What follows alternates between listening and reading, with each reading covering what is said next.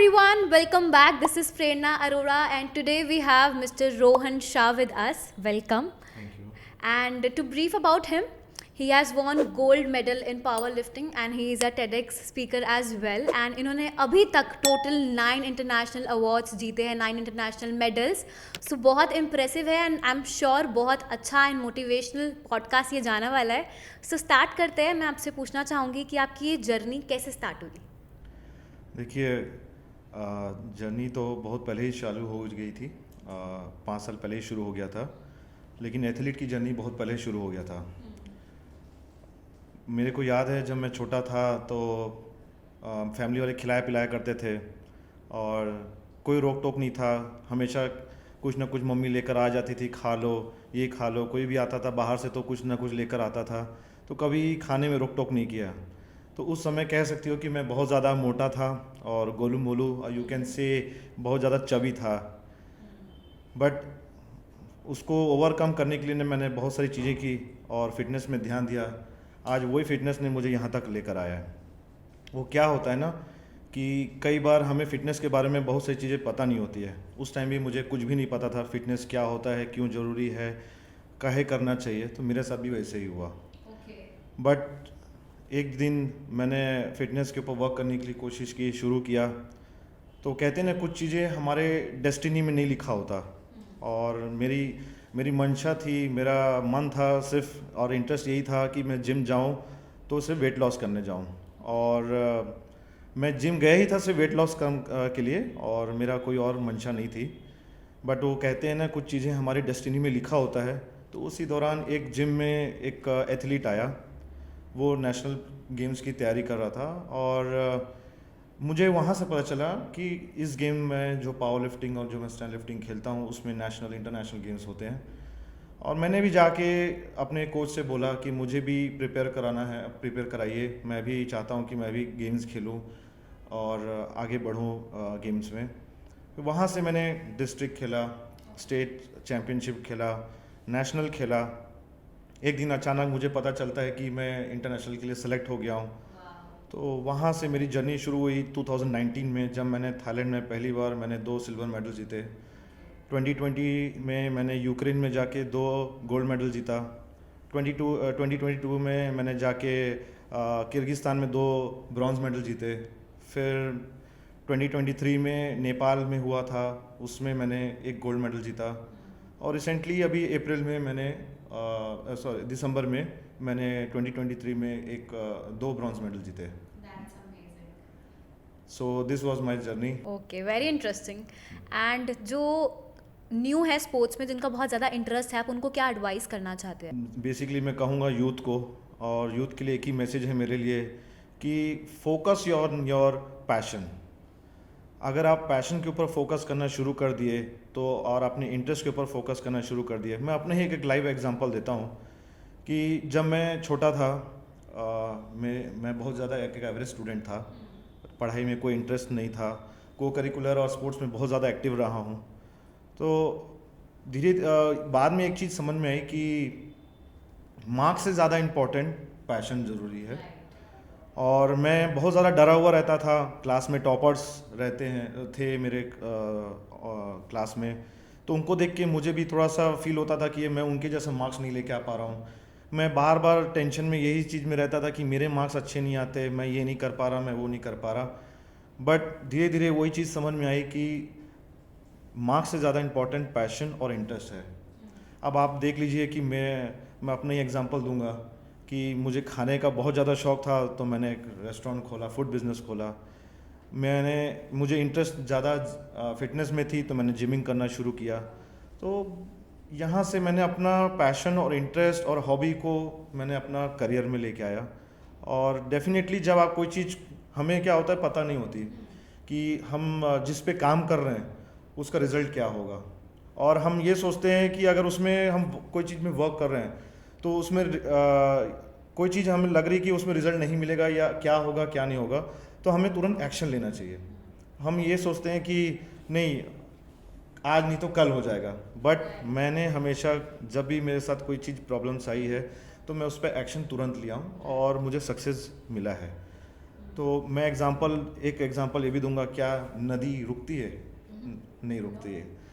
तो मैं बहते हुए पानी से बहुत ज़्यादा इंस्पायर हूँ, और मैं लोगों को यही कहूँगा कि बी लाइक अ रिवर। क्या नदी नदी रुकती है? नहीं रुकती है। तो नदी कितने सारे पहाड़ों से गुजरती है, चट्टानों से गुजरती है, रेतों से गुजरती है, पत्थरों से गुजरती है, बट वो रुकती कभी नहीं है। वो हमेशा चलते जाती है, बहते जाती है। तो हमारी लाइफ भी एक बहती हुई पानी की तरह है। सो मैं उनको एक ही चीज़ कहूँगा कि follow your passion and move on. Yes. Okay, so आपने अपनी वर्क लाइफ स्पोर्ट्स लाइफ बहुत अच्छे से बैलेंस करी है बाकी एस्पेक्ट्स जो आपके लाइफ में थे, तो आपका कौन सा मेमोरेबल मोमेंट रहा है अपने करियर का? मैं एक बात बताना चाहूँगा जो शायद किसी को नहीं पता है। जब मैं पहला इंटरनेशनल गेम मेरे को पता चला कि मैं सेलेक्ट हो गया हूँ, तो मैंने घर में नहीं बताया था कि मैं गेम्स खेलने जा रहा हूँ, इंटरनेशनल गेम। और वो लोकेशन था थाईलैंड। और जनरली जब घर में मैंने बोला कि मैं थाईलैंड जा रहा हूँ, तो उन्होंने कहा ठीक है जाओ। तो उनको सबको यही लगा कि मैं घूमने जा रहा हूँ, और जनरली थाईलैंड जाते हैं सिर्फ लोग इंजॉय करने, लेजर ट्रिप ले जाते हैं, घूमने जाते हैं, रिलैक्स होने जाते हैं। बट मैं गया था इंटरनेशनल गेम खेलने के लिए। एंड जिस दिन मेरा गेम कंप्लीट हुआ और जिस दिन मुझे पता चला कि मेरे को दो सिल्वर मेडल्स मिले हैं, मैंने तुरंत घर में फ़ोन लगाया और मैं अपनी वाइफ को फ़ोन लगाया और मैंने कहा कि मुझे 2 सिल्वर मेडल लगे हैं। And she was shocked. She said wow, मैं ही मिली हूँ क्या सवेरे सवेरे बेवकूफ़ बनाने के लिए। So that was the moment. And as soon as मैं घर जब पहुंचा, तो घर में माहौल बहुत ज़्यादा ऐसा था कि एकदम प्राउड मोमेंट था। सब एकदम घर एकदम शांत था। और वो तो कहते हैं ना कि आप दुनिया में कुछ भी कर लो, सबसे पहले आपकी माँ ही खड़ी होती है। तो मेरी मम्मी ने भी उठ कर आया और उन्होंने मेरे सर में हाथ रख के बोला कि मैं आज तक कहती थी कि मेरा बेटा रोहन शाह है, बट मैं आज से कहूँगी कि मैं रोहन शाह की माँ हूँ। सो वो मोमेंट आज मुझे अभी भी याद है कि वो ऐसा मोमेंट है जो मैं कभी भूल नहीं सकता, और वो बेस्ट मोमेंट मेरा अभी तक रहा है। Wow, amazing. तो इन्होंने लाइफ का बहुत बड़ा रिस्क लिया था, as Mark Zuckerberg said, the biggest risk is not Yes. Taking any risk. तो इतना बड़ा रिस्क लेके आप बाहर गए एंड बिना फैमिली को बताए, तो बहुत ही अच्छा रहा।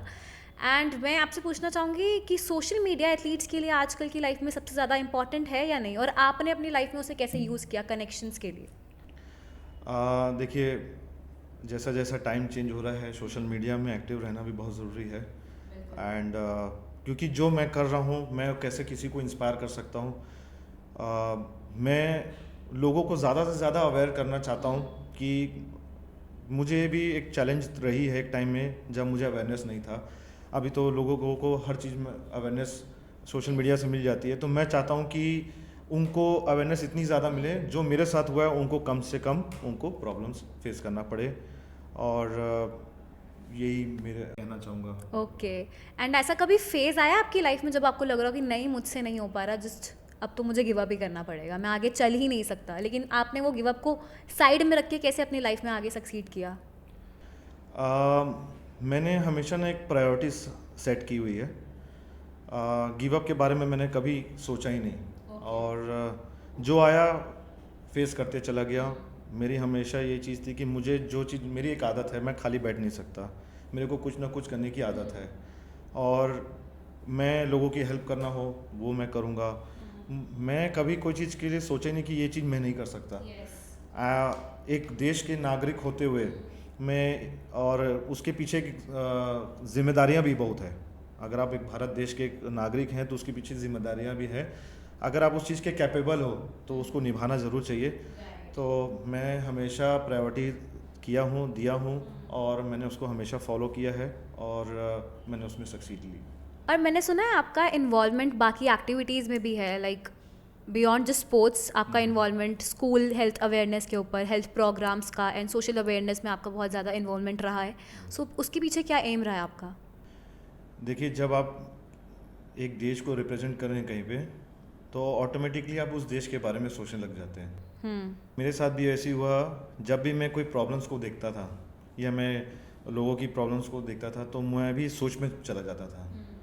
और जो मैंने एक्सपीरियंस किया है या मैंने अभी तक जो देखा है वो है कि हेल्थ एंड और एजुकेशन एक ऐसा सेक्टर है जहाँ में बहुत सारी बदलाव की जा सकती है और लिटरली उसमें बहुत सारी बदलाव ज़रूरत है ज़रूरत है। चेंजेस के लिए, यस। और मैंने अभी जैसे बताया पहले आपके जो क्वेश्चन थे उसमें मैंने बोला कि मेरे को आदत है कि मैं खाली नहीं बैठ सकता। तो जब भी मैं किसी लोगों की प्रॉब्लम्स को देखता हूँ या उनके समस्या को देखता हूँ तो मैं उनको ज़्यादा से ज़्यादा हेल्प करने की कोशिश करता हूँ। और मेरा यही रहता है कि मैं उनकी हर प्रॉब्लम्स को सॉल्व कर सकूँ। ओके। और मैंने भी बताया जैसे कि अगर आप एक देश के एक नागरिक हैं तो आपकी सबसे पहले उसके पीछे एक जिम्मेदारियां भी है। Right. और मैं उस चीज़ अगर मैं कैपेबल हूँ तो मैं उसको हमेशा निभाने की कोशिश करता हूँ। और जो लोग मुझे आइकन मानते हैं वो उनको मैं मना नहीं कर पाता, तो मैं कोशिश करता हूँ कि उनकी हर प्रॉब्लम को सॉल्व कर सकूँ। और जैसे मैंने बताया मेरा हेल्थ अवेयरनेस प्रोग्राम्स है, मैं हेल्थ केयर पर अवेयरनेस प्रोग्राम कर रहा हूँ, मैं सोशल वेलफेयर के ऊपर काम कर रहा हूँ, स्कूल में बच्चों के लिए सेशंस दे रहा हूँ। तो और मेरा बिजनेस ही क्यों ना हो, मेरा फूड बिजनेस ही क्यों ना हो, सबका एम पब्लिक सर्विंग ही है। Okay, very nice. एंड कौन सा सबसे बिगेस्ट चैलेंज था दैट यू हैव फेस्ड सो फार? देखिए, चैलेंज एक ऐसी चीज़ है जो पार्ट ऑफ द लाइफ है। हर हर किसी के लाइफ में चैलेंजेस आते ही आते हैं। मेरे लाइफ में भी बहुत सारे चैलेंजेस आए और मैं उसको एक पार्ट ऑफ द लाइफ समझता हूँ और वो एक आपको इम्प्रूवमेंट करने की दर्जा देती है और मैं उसको एक लर्निंग के एंगल से देखता हूँ। और जो सबसे बड़ी मेरी जो चैलेंज रही है वो रही है मेरी लैक ऑफ अवेयरनेस। ओके। जब भी मुझे कोई चीज़ पता नहीं होती थी तो मुझे मिसगाइड कर दिया जाता था कि आप ये नहीं कर सकते, आप वो नहीं कर सकते, आप इस कैटेगरी में खेल नहीं सकते, ये गेम तेरे लायक नहीं है और इतना तो लिफ्ट नहीं कर सकता। तो इस टाइप की चीज़ें मेरे साथ बहुत सारी हुई है और ये सब चीज़ों को मैं ओवरकम करने की बहुत कोशिश किया हूँ। और इस पे तो बहुत सारी डिटेल में हम कभी बात करेंगे Yes. चैलेंजेस के ऊपर, क्योंकि बहुत सारे चैलेंजेस आई है लाइफ में। बट सबसे बड़ा जो चैलेंज आपने मुझसे पूछा है वो है मेरा लैक ऑफ अवेयरनेस। और इसका भी ये भी एक रीज़न है जिसकी वजह से मैंने एक अवेयरनेस सेशन चालू किया है ताकि लोगों को जो मेरे साथ हुआ है वो लोगों के साथ कम से कम हो। Very nice. And I have seen, मतलब आपकी dedication to help others amazing, बहुत ही बढ़िया कर रहे हैं ये, एकदम इंस्पायरिंग होता है ना कि रोल मॉडल बन चुके हैं आप हमारे, एंड बहुत लोगों के भी बने होंगे आई एम श्योर। एंड कौन सी ऐसी चीज़ है जो आपको मोटिवेट करी जा रही है टू पुश फॉरवर्ड, आगे चलते जाना है, बस पीछे देखना ही नहीं है? देखिए, वो है मेरा कंट्री। एक मेरा देश जो बहुत बड़ा फैक्टर है मेरे लिए, जिसके लिए मैं जी जान लगाने को तैयार हूँ। मेरा शुरू से एक सपना रहा है कि मैं एक इंडियन आर्मी ज्वाइन करूँ और मेरे ड्यू टू फिटनेस के वजह से मैं इंडियन आर्मी ज्वाइन नहीं कर पाया। बट मैंने उस दिन थाम लिया था कि जो भी चीज़ करूँगा अपने देश के लिए, मेरा देश मेरे लिए पहला प्रायोरिटी है। और मैं हमेशा कुछ भी चीज़ होगा जहाँ मुझे ऐसा लगेगा कि ये मैं अपने देश को प्राउड मोमेंट का वक्त है, तो मुझे अंदर से ऑटोमेटिकली वो एक इंस्पिरेशन आ जाता है कि you have to do it. और मेरे लिए वो बहुत बड़ी रिस्पॉन्सिबिलिटी है। अगर वो प्राउड मोमेंट मुझे मिल रहा है तो मैं हमेशा उस चीज़ को कभी छोड़ता नहीं। Very nice, really impressive. So this was really inspiring and I hope guys आपको मिस्टर रोहन की बातें इंस्पायर करी होगी एंड ये पॉडकास्ट आपको मोटिवेशनल लगा होगा। सो मिलते हैं नेक्स्ट पॉडकास्ट में। Till then take care and bye bye and like share and subscribe. Thank you. Bye bye. Bye bye.